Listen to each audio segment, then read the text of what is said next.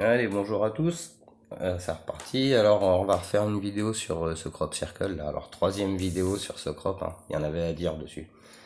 Et donc, on va, bon, voir que c'est ça, hein. Nos deux, hop là. Vous voyez bien qu'ici, on a la division. Ici, pareil. Là, ici, on a l'esprit qui va unifier tout ça. Donc, l'esprit, il est bien dans le rond. L'angularité de la matière, on retrouve l'angularité de la matière, et là, ça c'est le code qu'on nous laisse pour comprendre. Du coup, en poussant un petit peu, vous avez vu les dessins que j'avais fait, ça m'a donné ça. Hop, on va faire comme ça. Ça m'a donné ça. Et alors, j'ai respecté les arrondis. Les arrondis ici, je les ai poursuivi. En haut, l'esprit, là, hop, on a continué tout ça. Et il a fallu trouver, en fait, la bonne longueur. Et en fait, en cherchant la bonne longueur, on voit bien que, il n'y a pas de longueur définie. Ça évolue comme ça. Et en évoluant, donc on va retrouver ce fameux anneau orange. Donc les trois anneaux, c'est cela. Voilà. Tiens, on va faire comme ça. Donc ça c'est la matière toute seule, sans nous.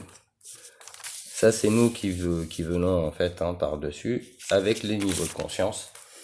Mais ce qu'il faut savoir, c'est que la matière, elle aussi, a ses niveaux de conscience. Donc nous, on a nos niveaux de conscience, mais à acquérir, de par l'esprit. Ça, c'est ce qu'on a naturellement. Donc aussi, pour rappeler que les cercles là font exactement 8 cm.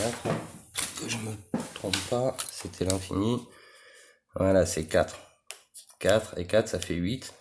Donc on a deux fois le chiffre 8 séparé de 12 cm. Donc ça fait 2 fois 6. Donc c'est 2 fois la matière dans 2 fois l'infini qu'on doit unifier. Et on va unifier ça de par l'esprit avec cette espèce d'anneau orange. Donc le porteur de l'anneau, c'est marrant. Alors l'anneau orange, il est ici, mais on pourrait faire après l'anneau. Enfin, vous verrez après. Du coup, on va, ça c'est plutôt le niveau conscience. Donc on va se concentrer. C'est le con qui se centre. On va se centrer. Et en se centrant, on va réfléchir, on va se concentrer justement, on va aller vers le haut. Et on va voir que cet anneau, en fait, il faut le porter jusqu'en haut. Donc c'est le chemin de la conscience. C'est-à-dire que c'est la reconnaissance de ce principe de 3 avec les couleurs de l'arc-en-ciel et le principe d'élévation. C'est-à-dire il faut monter, il faut réfléchir à aller plus haut, quoi. Donc en allant plus haut, on continue. Donc on était à une valeur de 12, je crois, sur celle d'avant. Celle-là, j'avais fait 18. Et sur celle-là, j'ai fait 25. Alors pourquoi 25 quoi? Parce que c'est un quart. Et vu qu'on fonctionne par unité. Et que tous ces papiers sont en géométrie sacrée, etc. Donc du coup, en faisant un quart, on voit bien en fait que le principe, ça s'arrête jamais. Donc c'est pas la fin. Ça c'est le chemin, mais c'est pas la fin. Mais ce chemin, il est bon quand même parce que ça nous montre le principe de tissage. Les trois normes, comme quoi il faut bien mélanger toutes ces couleurs et tout, avec ce principe pyramidal de trinité. En fait, ces dessins sont vraiment géniaux. Il n'y a rien à acheter là-dedans. Par contre, c'est pas la fin. C'est pas la fin du tout. Et on l'a vu dans les rangs, parce que là, en fait, on ascensionne un peu dans la rigueur, dans l'équilatéralité, c'est-à-dire l'équilibre entre les deux côtés, on va dire, et on va s'élever comme ça jusqu'au point de rayonner. C'est-à-dire qu'après, il y a un principe de rayonnement, là, on n'est pas dans le rayonnement. Alors, pour rayonner, le principe de rayonnement, c'est celui-là. C'est-à-dire que, au lieu de vouloir ascensionner dans la droiture de la dualité, le principe de tout ça, c'est de rayonner en fait. Rayonner, c'est-à-dire expliquer ça à tout le monde. Déjà pour commencer, c'est la base. Et donc on va voir que là, on a nos trois cercles orange, tout ça dans les couleurs des chakras, de bien liés, etc. Et ben on va développer tout ça. Et en développant tout ça, on va faire monter notre cercle orange. Premier cercle de ces sens. On fait monter le cercle orange. et on va lui passer le cercle jaune dessous. Donc on va dire que le jaune, c'est le premier 8 de l'infini, on l'avait vu, mais c'est aussi notre première libération de conscience. Donc on retrouve les valeurs gold, le jaune, ça fait G le global, old. C'est le fait de vieillir un petit peu, c'est sûr que quand on vieillit, on s'intéresse un peu plus à ces choses-là. La couleur or, OR, c'est le tout rationnel. Donc cette couleur jaune, en fait, elle a vraiment quelque chose d'important parce qu'elle est la couleur du soleil. Elle est la couleur de l'or qui est un métal inoxydable, à savoir que sur Terre, on est dans un principe d'oxydation. Donc en alchimie, il y a 3 voies. Il y a la voie du milieu, la voie humide, c'est la voie justement de la moisissure, putréfaction et donc de l'oxydation. Et on a la voie sèche qui est la voie chaude, la voie du creuset, quoi. C'est là où ils cherchent la pierre philosophale. Mais donc, il y a la voie du bocal, là, la voie de l'humidité, ces principes d'oxydation, et cette oxydation, on est bien sur Terre hein, pour ça. Donc l'oxygène nous oxyde, nous fait vieillir, mais en même temps c'est la vie. On peut pas faire autrement.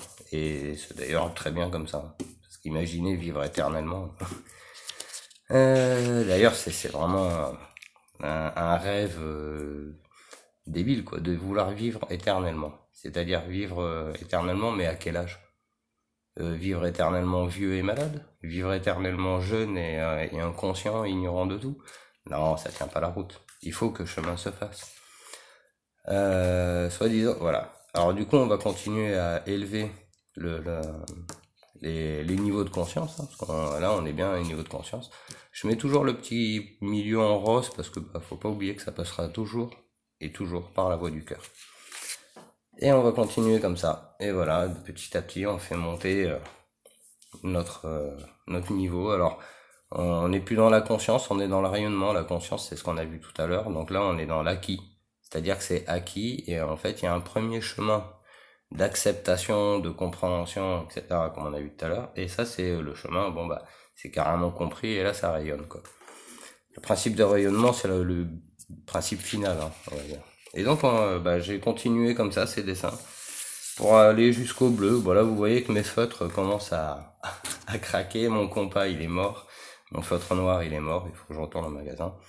Mais bon, là, j'ai quand même pu dissocier, en fait, la couleur bleue, qui est la couleur de l'esprit.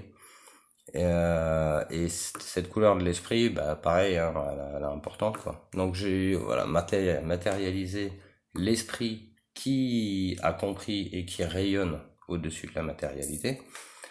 Et puis ça va continuer à l'indigo, au violet. Et je les ferai plus tard, ou ce serait bien que les gens les fassent en fait, ces dessins. Ce serait à tout le monde de faire ça, quoi. Et donc en fait le principe c'est que quand lui il sera arrivé tout en haut, alors ça monte unité par unité au milieu, et donc on était à 10,5 au début, et donc ça monte par unité et demi vu que ça part du demi. Donc ça fait 11,5, 12,5, 13,5, 14,5. Enfin, pour ce cercle-là, mais la mesure, elle est prise ici. Et donc là, du coup, je vais continuer de 1,5 là. Enfin, de 1, mais là, j'en étais à 15,5, je crois. Je me souviens plus. Enfin, j'en étais à... à 13,5. Là, j'en suis à 13,5. Et je vais passer à 14,5. Et quand je vais faire 14,5, le cercle violet se fermera comme ça. Et après, je ferai 15,5. Et puis à 15,5, je serai complètement dématérialisé. C'est le principe de dématérialisation. Mais par l'inconscience. Si tu meurs avant d'avoir compris ça, tu bis repetita, quoi, ça recommence. Donc il faut arriver à se dématérialiser avant de mourir, de par l'esprit. Pour ceux qui en ont envie, hein. J'imagine qu'il y a plein de gens que ça intéresse pas tout ça et qui sont très bien dans la matière sans se poser toutes ces questions. C'est à chacun de faire son chemin. Moi ça a été le mien. Je l'explique aux gens, je vais pas forcer les gens à comprendre ça. Les gens qui ont pas envie de regarder les vidéos, tant pis. Ah oui, je voulais mettre un petit pied d'honneur, un petit doigt, un point d'honneur pour Jean-Noël Mendy quand même. Parce que je expliquais aussi que pour comprendre ce que je fais, C'est impossible de comprendre tout ça si vous comprenez pas ce que raconte Jean-Noël Mendy. Alors je le souligne parce que c'est quand même vraiment important. Moi c'est ce qui m'a permis aussi d'aller jusque là et bah, ça marchera pareil pour tout le monde. C'est comme faire les dessins. Faire les dessins c'est quelque chose d'essentiel. C'est le principe du scribe. Les scribes en fait c'est pas juste une partie de la société qui notait des textes. Non, c'est tout le monde qui venait s'asseoir derrière un pupitre et qui faisait ses dessins. Parce que au bout d'un moment, pour comprendre tout ça, il faut passer par la mécanique, c'est-à-dire mettre l'esprit dans la matière. Mais il faut le faire avec ses mains, ça. Alors on pourrait sculpter des pierres, hein, graver du bois. C'est plus facile de le faire sur du papier.